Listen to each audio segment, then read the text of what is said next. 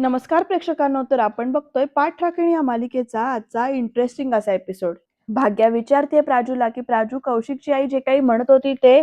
तोपर्यंत इकडे ना प्राजू विषयच बदलते आणि म्हणते, दादा तू म्युझिक का बंद केलंस? माझी मेहंदी आहे ना, लाव आधी ते म्युझिक. आणि मैत्रिणींना म्हणते, अगं तुम्ही गप्पा काशा उभ्या आहात एका एका साईडला, चला चला या डान्स करायला या पटकन.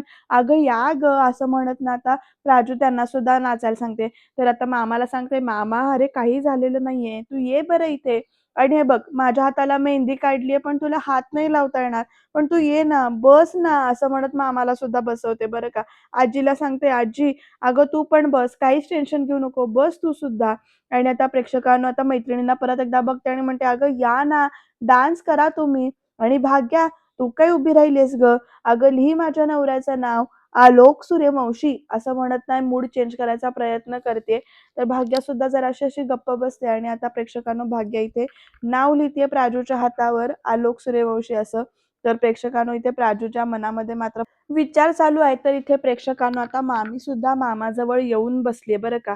आणि प्राजू मात्र सगळ्यांकडे उसनं बघून हसतीये आणि ती अशी उसनी म्हणजे उसनं हसू आणतीये.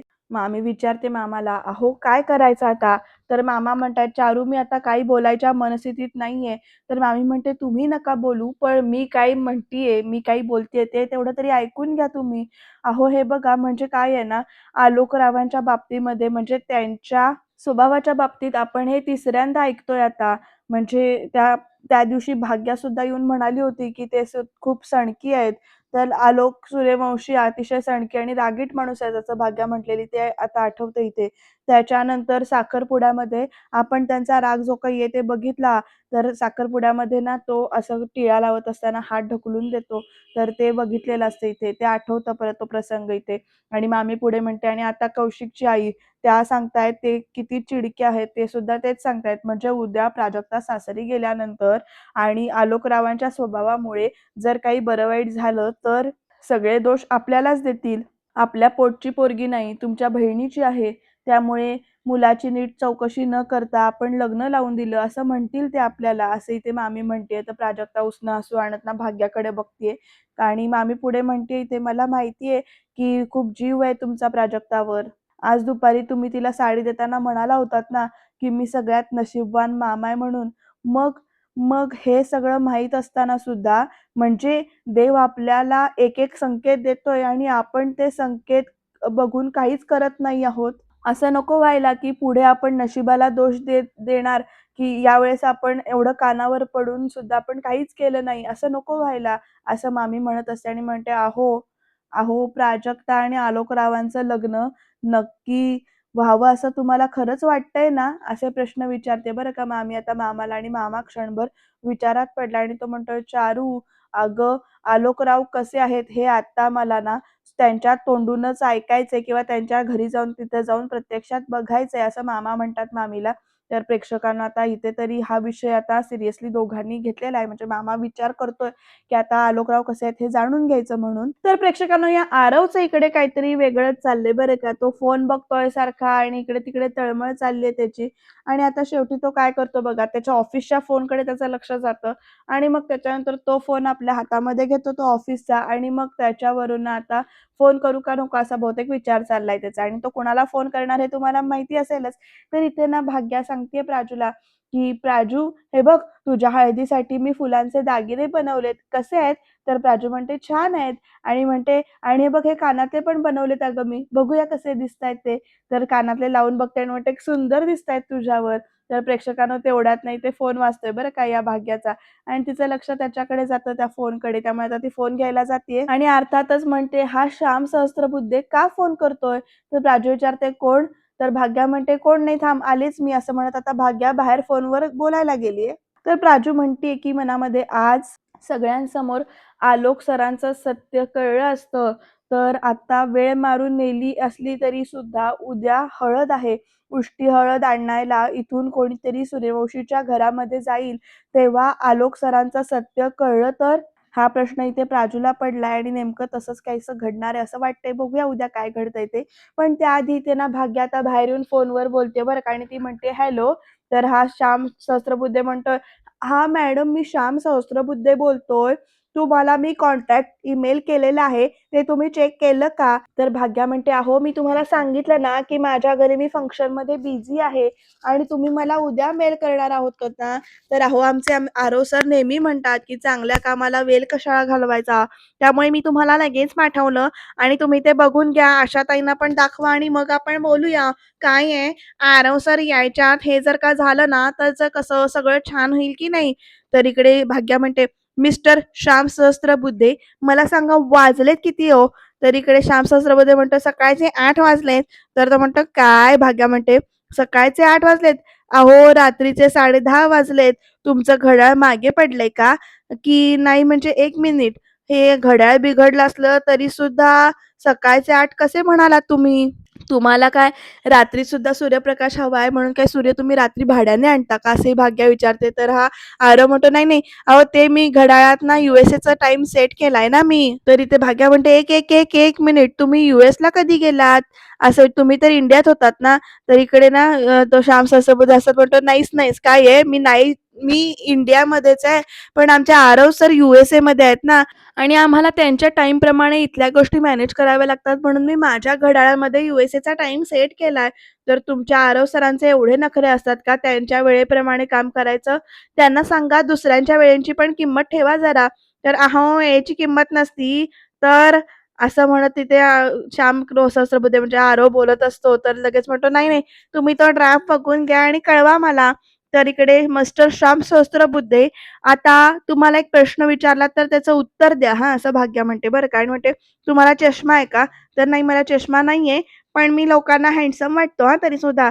तरी ते "अच्छा, चष्मा असलेली माणसं हँडसम नसतात असं म्हणायचंय का तुम्हाला?" तर "नाही, नाही, माझं काही असं म्हणणं नाहीये अजिबात, पण तुम्ही अचानक हे चष्म्याचं का विचारलत मध्ये?" तर भाग्या अशी म्हणते, "नाही, एवढंच सांगायचं होतं, की तुम्हाला चष्मा नसेल तरी नंबर चेक करून घ्या तुम्ही." असं रागावून बोलते बरं का आणि म्हणते, "घड्याळात कितीही वाजलेले असोत, बाहेर दिवस आहे की रात्र आहे हे जर का दिसत नसेल ना, तर अवघडच आहे तुमचं." तरी ते "सॉरी, सॉरी, माय मिस्टेक. कधी-कधी चुका होतात माणसाकडून आणि मी तुम्हाला फोन करतो." तर भाग्या म्हणते, "नाही, नाही, नको, नको. पुढचा फोन मी करते तुम्हाला ड्राफ्ट वाचून झाला की, तोपर्यंत करू नका. बाय." असं म्हणत सांगते. तर "ओके, मी वाट बघतो तुमच्या उत्तराची." तरी ते भाग्या म्हणते, "कसलं उत्तर?" तर "आय मीन फोनची वाट बघतो." असं श्याम सहस्त्रबुद्धे म्हणतो बरं का तुत्तू करत. तर "ठीक आहे mister Shyam Sahasrabuddhe, good night." असं म्हणत आता ही भाग्या फोन ठेवते. तर हा म्हणतो, "हॅव अ नाईस डे." तर प्रेक्षकांना याची तत्तापप्पा आणि मजा-मस्ती बरी चालली आहे बरं का. श्याम सहस्त्रबुद्धे म्हणजेच आरवची. आता भाग्या मात्र विचारात इथे उभी आहे आणि ती जेव्हा वळते ना, तेव्हा प्रेक्षकांनो तिला इथे मामा म्हणजेच तिचे बाबा बाहेर येताना दिसतायत आणि ते कसला तरी इथे विचारात हरवलेत. विचार करतायत ते आणि भाग्यासुद्धा तिथेच उभी राहून कसला तरी विचार करते त्यांना बघून आता. प्रेक्षकांनो भाग्या आता बाबांच्या जवळ येते हळूहळू. बाबांना असं टेन्समध्ये बघते ती विचारात हरवलेलं आणि ती हाक मारते, "बाबा, काय झालं?" तर प्रेक्षकांनो इथे मामा म्हणजेच बाबा म्हणतात, "काही नाही, असंच." तर "कोणत्यातरी विचारात हरवला होता तुम्ही?" तर "हो, प्राजूची हळद आहे ना उद्या. जेवणाला काय बेत करायचा याचा विचार करत होतो मी. अपेक्षा असतात लोकांच्या. हळद म्हटल्यावर जल्लोष असणार." तर इथे भाग्या म्हणते, "हळदीचा नाही, तुम्ही प्राजूच्या भविष्याचा विचार करत होतात ना?" तर प्रेक्षकांनो भाग्या पुढे म्हणते, "प्राजू आलोक सूर्यवंशींबद्दल जे सांगते ते खरं आहे की खोटं आहे हाच विचार करत होतात ना तुम्ही? मला माहिती आहे आज कौशिकची आई जे काही बोलली आणि त्यावर प्राजू काहीही म्हणाली असली तरी सुद्धा ते विचार करायला लावण्यासारखंच आहे." तर बाबा म्हणतात, "भाग्या तुला माहिती आहे आजवर मी प्राजूवर कधीच अविश्वास दाखवला नाही. तिचे डोळे फार बोलके आहेत. जे काही घडलंय ते ती माझ्या डोळ्यात बघून माझ्याशी बोलू शकली नाही तेव्हाच मला संशय आला होता आणि प्राजू काहीतरी नक्कीच लपवतीये." आणि आता भाग्यासुद्धा विचारात हरवले बरं का आणि त्यात ती गोऱ्याजींची सून येऊन जे काही बोलली ना, ते असं वाटलं की कोणीतरी गरम तेल माझ्या कानामध्ये ओततंय आणि सांगितलं की "आता तरी या सगळ्याची चौकशी करा." भाग्या एक वेळ मुलगी अविवाहित राहिली तरी चालेल, पण तिचं लग्न चुकीच्या घरात, चुकीच्या माणसाशी कधीच होता कामा नये. तर प्रेक्षकांनो भाग्या आता बाबांच्या जवळ जाते आणि म्हणते, "या इथे बसा." आता झोपाळ्यावर बसून दोघं जण बोलतायत. पण त्या म्हणतात, "बाबा माझ्या मनातही तेच होतं. म्हणून मी सुलक्षणा मॅडम येऊन गेल्यानंतर ना सूर्यवंशींच्या घरी जाऊन माहिती घेण्याचा प्रयत्न केला होता." तर प्रेक्षकांनो इथे ना, "हाय, मी आलोक, मी भाग्यश्री." असं म्हणत ते हात जुळवत असतात. ते प्रसंग दाखवलाय. भाग्या पुढे सांगते, "बाबा, मी आलोक सूर्यवंशींना तर भेटले होते. म्हणजे काय आहे, सुलक्षणा मॅडम अगदी म्हणत होत्या की आलोक खूप बिझी असतो, तो विदाऊट अपॉइंटमेंट भेटत नाही वगैरे. पण ते घरीच होते आणि आमचं थोडंफार बोलणं झालं आणि अचानक तिथे प्राजू आली. तर प्रेक्षकांनो इकडे प्राजू आलेला तो एपिसोड, तो भाग दाखवलाय बरं का. तर आलोक सूर्यवंशी पण बिझी होते, पण त्यामुळे नीट बोलता आलं नाही. पण खरं सांगू, ती बाई जे बोलून गेली त्यानंतर तो मला पाहिलेला व्हिडिओ आठवला. तर प्रेक्षकांनो इथे ती म्हणत असते, "माझ्या मुलासारखं आलेलं चांगलं स्थळ नाकारून तुम्ही त्या सणकी आलोक सूर्यवंशीशी लग्न लावून देताय प्राजक्ताचं." आणि मग त्याच्यानंतर प्रेक्षकांना तो व्हिडिओ दाखवलाय, ती क्लिप दाखवली, की कसं आलोक सूर्यवंशी रागानं बोलत होते वगैरे. तर इकडे साखरपुड्यातलं त्यांचं वागणं जे काही आहे ते आठवलं मला, असं म्हणते ही भाग्या परत. आणि आता असं का करताय तुम्ही माझ्यासोबत? मी नाही म्हणत होतो ना, असं तो चिडून बोलतो. आणि मग भाग्या म्हणते, आणि मला खरंच शंका आली, प्राजूचं वागणं बदललंय. ती काहीतरी लपवतीये.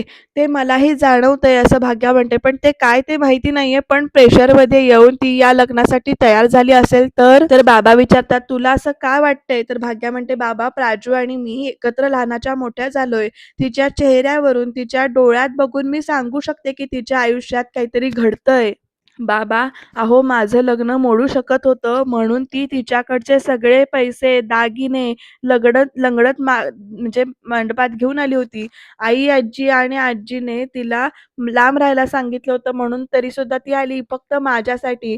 एवढं सगळं दिसत असताना आणि आपल्या मनात शंका असताना आपण तिच्या आयुष्यातला एवढा मोठा निर्णय योग्य आहे की अयोग्य आहे याची खात्री करून घेणं ही मला माझी जबाबदारी वाटते, असं भाग्या म्हणते बरं का. तर बाबा तिची पाठ थोपटतात आणि भाग्या पुढे म्हणते, "म्हणूनच मी सूर्यवंशींकडे गेले होते, पण प्राजूला ते आवडलं नाही," असं म्हणते बरं का पुढे.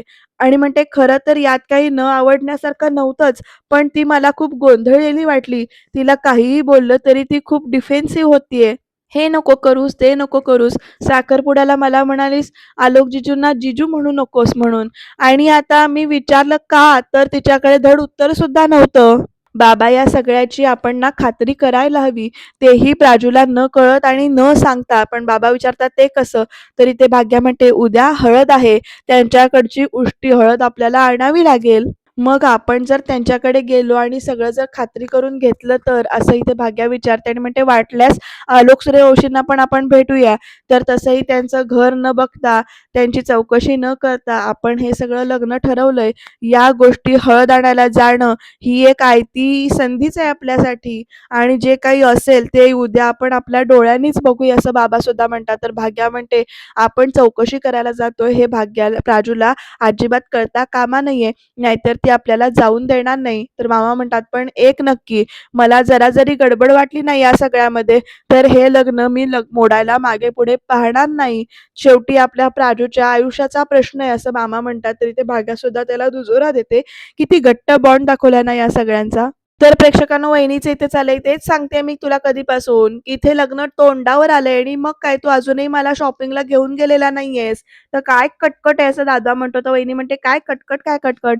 हे असले जुने कपडे घालून मी अजिबात लग्नाला येणार नाहीये. आधीच सांगते मी तुला," असं इथे बोलणं चाललंय. तर प्रेक्षकांनो, इथे मामा आणि बाबा म्हणजे बाबा आणि भाग्या दोघं पण घरात येतात. भाग्यासुद्धा येते आतमध्ये, तर प्राजूसुद्धा तिथेच उभी आहे. तर "आवर लवकर, चल जाऊया आपण." तर "हळू बोल ना," असं या दोघांची खुसखुस चालली आहे बरं का आता. तर प्राजक्ता ना दोघांकडे असं संशयाने बघते. तर मामा म्हणतो, "ठरलं तर मग. आज सूर्यवंशींच्या घरी उष्टी हळद आणायला मी जातो," असं मामा सांगतात बरं का. तर भाग्या म्हणते, "हो बाबा, तुम्ही पहिल्यांदाच जाताय ना, तुम्हाला घर माहिती नाहीये, तर मी तुम्हाला गाडीवरून घेऊन जाते. आपण एक काम करूया, आपण टू व्हीलरवरनं पटकन जाऊन येऊया." तर मामा चालेल असं म्हणतो. तर प्रेक्षकांनो आता बघा हा, इकडे मामी सुद्धा येऊन उभी आहे आणि भाग्यानं असं म्हटल्यानंतर प्राजूच्या डोक्यामध्ये विचार सुरू झाले. ती म्हणते, "भाग्य आणि मामा जर का सूर्यवंशींच्या घरामध्ये गेले आणि तिकडे आलोक सरांचा त्यांना खरा स्वभाव कळला तर? नाही, नाही, असं व्हायला नको. आधीच म्हणजे काल कौशिकच्या आईने येऊन इथे नको त्या गोष्टी बोलून ना सगळ्यांच्या मनामध्ये शंका यायला वाव ठेवलेला आहे." तर आता प्राजू भानावर येत म्हणते, "भाग्या, मामा, अरे पावसा-पाण्याचं कशाला तुम्ही दोघं धावपळ करताय? दादा-वहिनी जातील ना माझी उष्टी हळद आणायला," असं म्हणते बरं का प्राजू. आणि म्हणते, "दादा-वहिनी चालेल ना?" तरी वहिनी म्हणते, "हो, हो, चालेल. आवडेल काय मला त्यांच्याकडे जायला. तसंही तेवढंच मला प्रीतीला भेटता येईल. माझी माहेरची मैत्रीण आहे ती," असं इथे वहिनी म्हणते. तर भाग्या म्हणते, "ए वहिनी, ती असेल तुझी मैत्रीण बरं का, पण ते आता गरजेचं आहे का? अगं प्राजू, एक गडबडच झालीये गं. आपण ते ब्लाउज शिवायला टेलरकडे टाकले होते ना, तर काय झालंय माहितीये का? तर ते आणायचेच विसरलेत असं इथे भाग्या म्हणत असे आणि म्हणते, "तू जाऊन घेऊन येशील का ते? म्हणजे आम्ही बाकीचं सगळं आवरून घेतो." असं इथे म्हणते बरं का भाग्या प्राजूला आणि म्हणते, "उष्टी हळद आणायला जायचं. कोण जायचं ते नंतर ठरवूया." तर प्राजू म्हणते, "पण आता लगेच लागतील का ते ब्लाउज?" तर भाग्या म्हणते, "हो अगं, माझं ठीक आहे, पण तुझ्या फिटिंगचं काय?" असं विचारते आणि आता प्रेक्षकांना असं बोलल्यानंतर प्राजू सुद्धा विचारात पडते. तर भाग्या म्हणते, "तिथे काही प्रॉब्लेम असेल तर तिथल्या तिथे काहीतरी करता येईल तुला. जा तू पटकन, नाहीतर आयत्या वेळी प्रॉब्लेम होईल." तर प्राजक्ता म्हणते, "हो, हो, जाते लगेच मी." आता प्रेक्षकांनो भाग्याने प्राजूला कटवलंय बरं का तिकडे टेलरकडे जा म्हणून.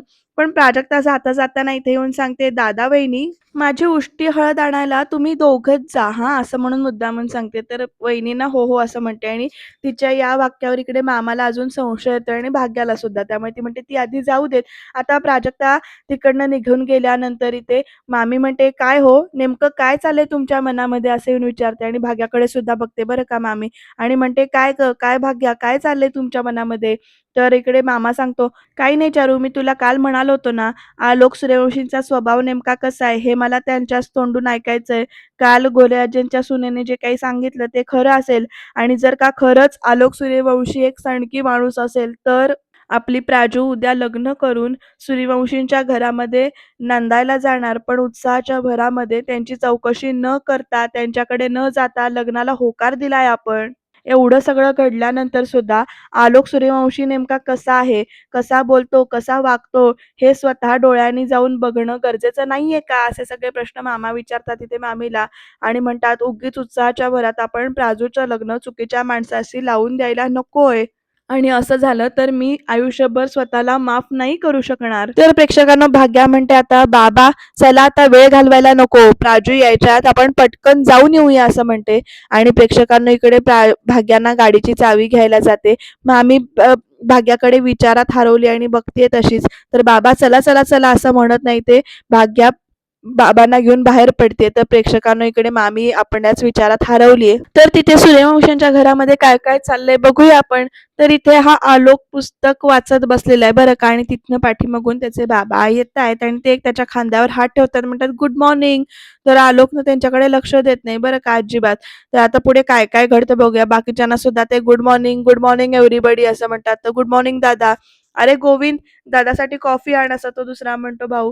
आणि काय मग सत्येन, झाली का तयारी सगळी असं विचारतो बरं का मुद्दामून इथे. तर प्रेक्षकांनो ही मोठ्या आईंनाच विचारा ना, त्याच बघतायत सगळं असंही म्हणते बरं का. तर आता सगळे तिच्याकडे बघतात, म्हणतात, "प्रीती, अगं कोणती साडी नेसणार आहेस, ठरलंय काय तुझं?" असं मुद्दामून हा विषय काढतो बरं का. म्हणतो, "नाही, नाहीतर ऐनवेळी तुझं तर आता ऑफिसला नाही जायचंय का तुला आज?" असं म्हणत अंबिका पण बोलते बरं का. म्हणजे सगळे विषय टाळायचा प्रयत्न करतायत. तर "अगं अंबिका, असं काय? आम्ही ठरवलंय की आता दादाही घरी आहे, तर मग आपण त्या तयारीला मदत होईल म्हणून आज आम्ही ऑफिसला नाही जात आहे." असं सगळे म्हणतात. तर "हां," असा तो मुलगा सुद्धा म्हणतो बरं का. "म्हणजे थोडं घरचं काम करू, थोडं ऑफिसचं करू आणि तुमच्या तयारीला सुद्धा मदत होईल." असं सगळं कोडवडमध्ये बोलणं चाललंय. तर हा लगेच आलोक म्हणतो, "छोटी आई, काय झालं? सगळे कसल्या तयारीविषयी बोलतात?" असा आलोक विचारतो बरं का आता. आणि आता अंबिका म्हणते, "नाही अरे अगं, तसं काही नाहीये." "मग कसली तयारी?" असा आलोक विचारतो. तर प्रेक्षकांना, "अरे आता गणपती येतायत ना, त्याच्या तयारीविषयी आम्ही आता बोलत होतो." असं म्हणत विषय जरासा बाजूला ढकललाय बरं का. आणि आता ही दोघं जण एकमेकांकडे संशयाने बघतायत. अंबिका पुढे म्हणते, "जाऊबाई, अहो मी काय म्हणते, जरा बाहेर चला ना, मला बोलायचंय तुमच्याशी." असं म्हणत बाहेर घेऊन येते बरं का आता. आता इकडे ना सुलक्षणा सुद्धा 2 मिनिटं विचार करते आणि उठते तिथनं. प्रेक्षकांना यांच्या घरात लग्नाची काही तयारी नाहीये. पण आता नेमकं खरं ही तर हळद घ्यायला येतायत, नेमकं काय होईल बघूया आपण. अंबिका सुलक्षणाला बाहेर घेऊन येते आणि म्हणते, "अहो जाऊबाई, आलोकला लग्नाविषयी कळू न देणं म्हणजे तारेवरची कसरत आहे हो," असं म्हणते. आणि आता सुलक्षणा आलोककडे बघत राहते आणि म्हणते, "काळजी करू नकोस तू. आतापर्यंत सगळं व्यवस्थित झालंय. ह्याच्यापुढेही होत जाईल. तू काळजी काही करू नकोस." आणि खरं तर ना आतापर्यंत आलोकची हळद व्हायला हवी होती. तर इकडे सुलक्षणा म्हणते प्राजक्ताची हळद झाली असेल, पण आलोकची उष्टी हळद लागल्याशिवाय तिची हळद पूर्ण होणार नाही. तर अंबिका एकदम म्हणते, "उष्टी हळद? आलोकची उष्टी हळद?" तर प्रीती ना बाहेर म्हणजे काचेतनं ऐकते बरं का हे सगळं. इथे अंबिका विचारते, "तो हळद लावून तरी घेणार आहे का?" तर प्रेक्षकांनो ते जाऊबाई आणि त्याला सांगायचं काय आपण? आणि त्याला या सगळ्या गोष्टी अजिबात नाही आवडत. असं इथे अंबिका म्हणते. तर सुलक्षणा म्हणते, "ये माझ्याबरोबर." आता सुलक्षणा आता अंबिकाला आत घेऊन येते. बघूया आता काय-काय चाललंय या दोघींचं नाटक किंवा काय पुढे करणार आहेत आणि कसं करणार आहेत हे बघत राहूया आपण. तर ह्या दोघी जणी आतमध्ये येतात इथे आता. तर प्रेक्षकांनो सुलक्षणा इथे काय करते, बाऊल घेते आणि म्हणते, "ही हळद घे आणि तूच लाव त्याला." अंबिका विचारते, "मी?" तर सुलक्षणा म्हणते, "अंबिका हे बघ तू त्याच्या जवळची आहेस, तूच लावू शकतेस. शास्त्रापुरती थोडीशी लागली ना तरी सुद्धा चालेल. घे, लाव तू त्याला." असं म्हणून सांगते इथे. तर प्रेक्षकांनो अंबिकानं आता हळदीचा तो बाऊल घेऊन हळू पुढे येते. बघूया आता अंबिका इथे आलोकला हळद लावू शकते का? आणि भाग्य आणि बाबा पोहोचेपर्यंत ह्यांची हळद लागलेली असेल का बघूया आपण. तर प्रेक्षकांनो भाग्य आणि बाबा असे आता आलेले आहेत बरं का, चालत-चालत त्या बंगल्यापर्यंत आलेले आहेत आणि बंगल्याला बघितल्यानंतर इथे त्यांना मात्र संशय यायला सुरुवात होते. कारण बंगला असा व्यवस्थित असा दिसतोय, पण इथे आता भाग्य बंगल्याकडे बघते, बाबांकडे बघते आणि आता दोघं एकाच विचारात हरवतात. आता त्यांचा विचार काय चालू आहे डोक्यामध्ये ते बघा तुम्ही. भाग्या म्हणते इथे बाबांना, "बाबा, अहो सूर्यवंशी इंडस्ट्रीजच्या सर्वेसर्वा सुलक्षणा सूर्यवंशींच्या मुलाचं लग्न आहे. अर्थात ते लग्न थाटामाटात करतील ना आणि मग परिस्थिती नसताना आपण आपल्या घराची सजावट केलेली आहे आपण सगळी. पण सूर्यवंशींचं घर लग्नघर वाटत कसं नाहीये?" तर मामा सुद्धा म्हणतो इथे, "हो ना, आश्चर्यच वाटतंय हे असं का?" तर इथे भाग्या म्हणते, "घराबाहेर नाही, पण घराच्या आतमध्ये जाऊन काय वातावरण आहे ते सुद्धा कळेलच आपल्याला. बाबा, आज काहीही झालं तरी आपण आज आलोक सूर्यवंशींशी बोलायचंच." प्रेक्षकांनो काय वाटतं तुम्हाला? भाग्याचं आलोक सूर्यवंशींशी बोलणं होऊ शकेल का? त्यांचा खरं रूप जे काही आहे, खरा चेहरा जो काही आहे, खरा स्वभाव जो काही आहे, तो भाग्य आणि बाबांसमोर इथे येईल का? की नेमकं वेगळंच काहीतरी आपल्याला बघायला मिळणार आहे?